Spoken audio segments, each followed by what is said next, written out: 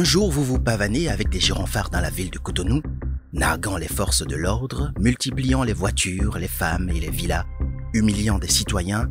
Et un autre jour, vous êtes dans une cellule plus petite que vos toilettes habituelles et où votre tenue col-Mao est remplacée par un pyjama de prisonnier.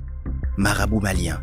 Analphabète, il devient ministre d'État, dépouille les banques d'État de plusieurs milliards de francs CFA et conduit à la ruine l'ensemble du système bancaire béninois. C'est l'histoire de Mohamed Amadou Cissé, un des hommes les plus puissants du Bénin dans les années 80. Nous sommes en 1977, en pleine à la période révolutionnaire. Le chef d'État Mathieu Kérékou vient d'échapper à une attaque sans précédent. L'agression armée des mercenaires a raison de sa quiétude.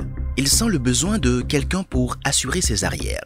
Mohamed Cissé fait alors son entrée, devenant d'abord le conseiller occulte attitré du président avant d'être nommé ministre d'État sans portefeuille et chef de la sécurité présidentielle.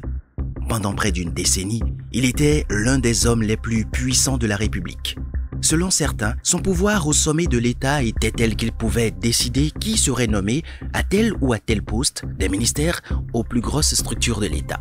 Le marabout du président avait tellement de pouvoir qu'il a pu se permettre de faire virer des milliards sans explication de la Banque centrale du Bénin et de la Banque béninoise de développement, des fonds qui atterrissent directement dans des banques européennes.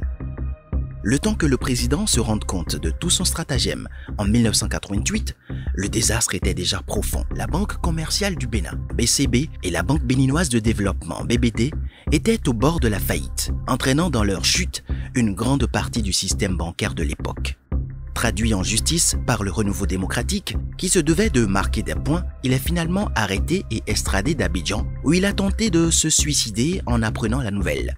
Retourné dans un pays où il avait humilié des milliers de forces de l'ordre, pour y être emprisonné n'a pas dû être facile à avaler.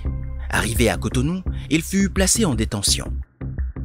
Les agents préparés de la police lui rasèrent la tête pour neutraliser son supposé pouvoir occulte. Tous les rituels connus pour désamorcer ces gris-gris furent effectués. Qu'on y croie ou pas, toutes les précautions étaient à prendre.